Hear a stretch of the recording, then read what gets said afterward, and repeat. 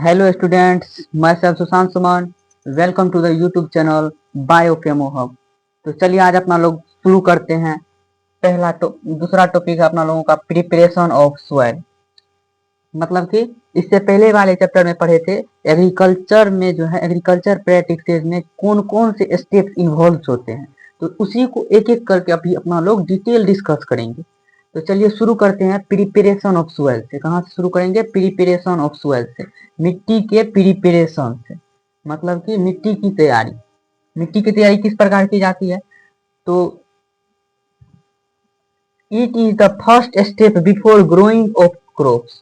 यह जो है क्रॉप्स को ग्रो करने से पहला प्रोसेस है। मतलब कि जब अपना लोग क्रॉप्स को ग्रो करते हैं उससे पहला जो सबसे पहला जो स्टेप होता है वो होता है कौन सा स्टेप्स होता है? Preparation of soil. क्योंकि अगर प्रिपरेशन ऑफ सॉइल जब बाद में करेंगे तो फसल तो क्या होगा अपना लोगों का? बर्बाद हो जाएगा। इसीलिए यह कब किया जाता है? क्रॉप्स ग्रो करने से जस्ट पहले। अब दूसरा देखिए इसमें क्या इंक्लूड होता है। It includes ploughing which allow the roots to penetrate deep into the soil. देखिए इस प्रिपरेशन ऑफ सॉइल में एक स्टेप्स इन्वॉल्व होता है, उसको कहते हैं अपना लोग क्या कहते हैं? प्लोइंग। खेत को जो जोतते हैं वही हुआ प्लोइंग। प्लोइंग का हिंदी मीनिंग ही होता है खेत जोतना। तो प्रिपरेशन ऑफ सॉइल में कौन सा स्टेप्स इन्वॉल्व है? प्लोइंग। तो प्लोइंग उसके बारे में और क्या लिखा? Which allow the roots to penetrate deep into the soil. क्या होता है इसके बदौलत? प्लोइंग करने के बाद जो प्लोइंग करने के बाद क्या होता है? रूट्स जो होता है प्लांट्स का या क्रॉप्स का वो क्या होता है? सॉइल में पेनिट्रेट मतलब अंदर जाना। मतलब कि सॉइल में जो है अच्छी तरह से जो है उनका रूट्स अंदर जाता है, जिसकी वजह से फसल क्या हो सकता है और अच्छा ग्रो कर सके।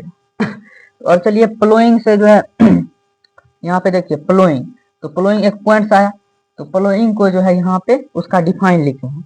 The process of loosening and turning of the soil is called ploughing.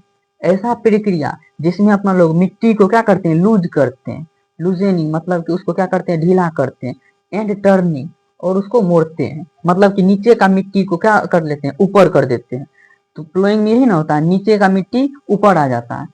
तो ऐसा प्रक्रिया जिसमें अपना लोग मिट्टी को लूज करते हैं। क्या करते हैं? लूज मतलब ढीला करते हैं। एंड टर्निंग और उनको मोड़ते हैं, मतलब नीचे का मिट्टी को ऊपर कर देते हैं। तो उसी को क्या कहेंगे? प्लोइंग कहेंगे। क्या कहेंगे? प्लोइंग। ऐसा प्रक्रिया जिसमें मिट्टी को क्या किया जाता है? लूज किया जाता है और टर्न किया जाता है, उसी को कहेंगे प्लोइंग। अब देखिए है reasons for ploughing of soil.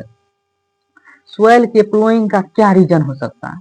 ये भी एक सोचने वाली बात है कि reason for ploughing of soil मतलब कि सॉइल के को प्लोइंग करने का क्या रीजन हो सकता है?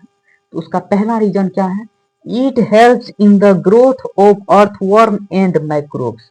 यह क्या करता है ना, माइक्रोब्स और अर्थवर्म को ग्रो करने में मदद करता है। क्या करता है? अर्थवर्म और माइक्रोब्स को ग्रो करने में मदद करता है। उसके बाद क्या है? और दूसरा फिर स्टेप्स देखेंगे। तो चलिए दूसरा स्टेप्स देखते हैं अपना लोग।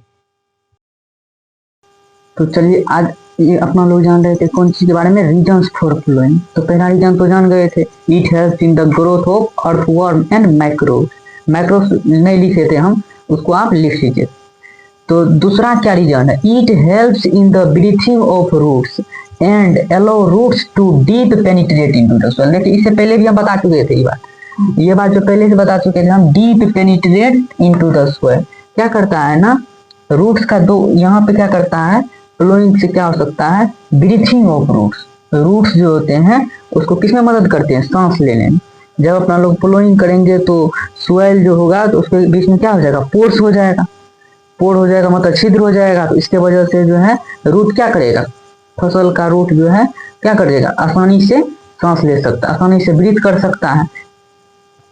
And allow roots to deep penetrates into the soil. और दूसरा क्या कर रहा है? और सॉइल में जो है रूट्स को अच्छी तरह से अंदर जाने के लिए एलो करता है, अच्छी तरह से जाने के लिए क्या करता है? मदद करता है। कौन?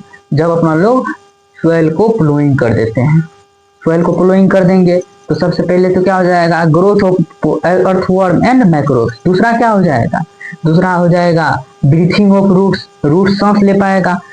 जिससे कि अच्छा फसल होगा। और दूसरा क्या हो जाएगा, उसी में क्या हो जाएगा, और रूट्स जो अच्छा तरह से अंदर भी जा सकता है, अच्छा तरह से अंदर जाएगा तब ना जो है, और अंदर जाएगा तो ज्यादा से ज्यादा न्यूट्रिएंट्स ले पाएगा। और थर्ड है it helps to release back various nutrients of the dead organism in soil.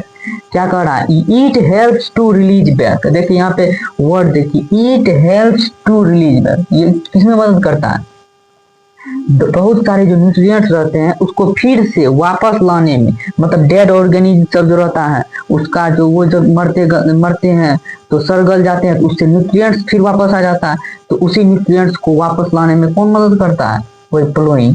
तो इसी वजह से यही 3 रीजन की वजह से अपना लोग प्लोइंग करते हैं।